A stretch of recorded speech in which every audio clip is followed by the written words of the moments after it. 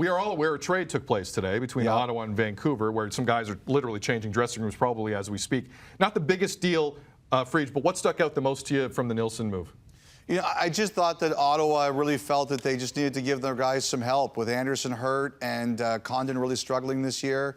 McKenna had, he had a couple of really good starts. He was just getting pelted with pucks every time he played. He was getting 40 shots a night, and I just think they decided to change it up and give their players maybe a bit of more of a chance to win games. Nilsson, he hasn't won a lot lately, but I think the Canucks have 9 goals in his last 7 starts. So I think it was simply a matter of Ottawa saying, all right, we've got to give our players a bit more of a chance at winning games. And for Vancouver, there's no question that this is going to mean that maybe as soon as Saturday, when they're here in Toronto, we're going to see Thatcher Demko as Markstrom's backup.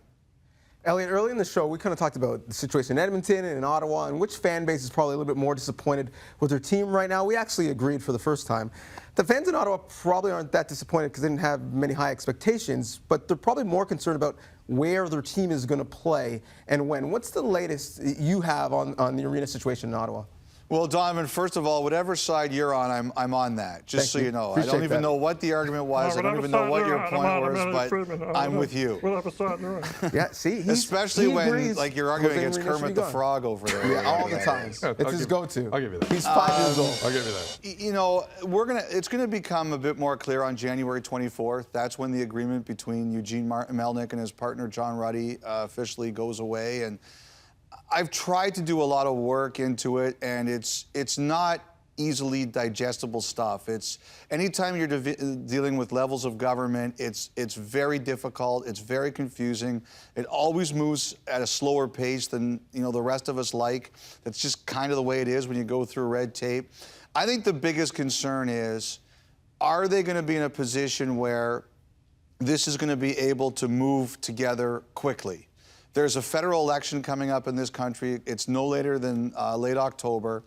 And there's a lot of the people I've spoken to have said that they believe that the federal government will say, look, we do not want this as something that comes up during the election, especially with the number of Ottawa ridings that are going to be hotly contested. So we want to put this on the back burner until after that's over. And if that turns out to be the case, then this is going to at least take another year before the process begins. I don't think any Senators fan wants that, but until proven wrong, that's kind of what I've heard is going to happen. So I think what we're all going to have to do is sit back here and wait. The Senators will be at their current arena until at least 2023, maybe later, and we just have to wait for that process to go through. I think, Donovan, the key thing is that the NHL doesn't seem worried. It's very clear to me that they have a plan, they have a vision, they're not willing to tell us what it is, but they believe it's going to work out. And at the end of the day, those are the people that you have to worry about the most if you're the Ottawa Senators. All right, Friedge, so the league isn't worried about that issue. Are they worried about how some of the players were spoken about from Dallas officials last Friday? You know, the commissioner went on the air yesterday during the Winter Classic, and he told Mike Tirico of NBC that he didn't like the language, but he didn't deal with it. I'm sure somebody in the National Hockey League spoke to them about it. The players are obviously very offended. You know, I have to tell you guys, I'm in the minority on this one. The language didn't bother me, probably because I've been sworn at so many times. I'm just desensitized to it. I don't know if it's because I'm on Twitter and I'm used to people just trashing me on Twitter all the time, that I just don't really pay attention to that kind of thing. But the players were really upset, and earlier this week, on Monday, the owner, Tom Ghilardi, met with Jamie Benn, and today he met with Tyler Seguin, and I think his message to them was, we really apologize for how the message got relayed to you, but we need to make the playoffs. Like, to me, the storyline is, why would the Dallas Stars feel the need to go to these extremes? And I think it just shows what a critical year this is for the future of the franchise. I think they're worried about ticket sales. They're 23rd in the league. They're one of the top paying teams in terms of pure cash this year, over $85 million. And I think most people would agree this was not the way to go about it, but I think it just shows the desperation of the situation in Dallas. And, I think the key is Benn and Seguin.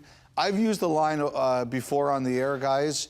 we've all been mad. We've all hated our bosses before, but it's never a reason to, not do the best at your job. And I think if you look at it, the Stars are outscoring opponents 24-11, 5-on-5 when Benn and Seguin are on the ice. They're being outscored 50-39 when they're not on the ice. So I think you could make a real argument that they're not the problems. But when you're paid the most money, unfortunately, that's the way it goes. People look at that. But I have no doubt that those two guys will respond in the right way, and they will do whatever they can to take Dallas into the playoffs because that's what they do. So, Friedge, this wasn't at all, and I know Seguin just signed, but this wasn't at all a situation in your mind of buyer's remorse and setting the table for 2 years down the line maybe to have these guys waive some no movements and piss them off to that extent. You don't think anything like that is at play here? I don't think it goes that far, Sid, but what I think it does is it could create a situation where if they miss the playoffs, the Stars think about going that way. Wow. Yes. Okay. Like, I just think it's like if you're going to do that, like Donnovan, I don't know, where did you grow up, Donnovan? Are you a Toronto guy? Yep. Okay, so, we all grew up right around the Harold Ballard era, and he would do this stuff all the time. Right. If you grew up in New York, George Steinbrenner would do this stuff all the time. He called Dave Winfield Mr. May in a World Series. But it doesn't happen anymore. So to me, it's always been about, this whole story has been about what would possess an organization to do this? Why would they feel they would have to go and deliver that message?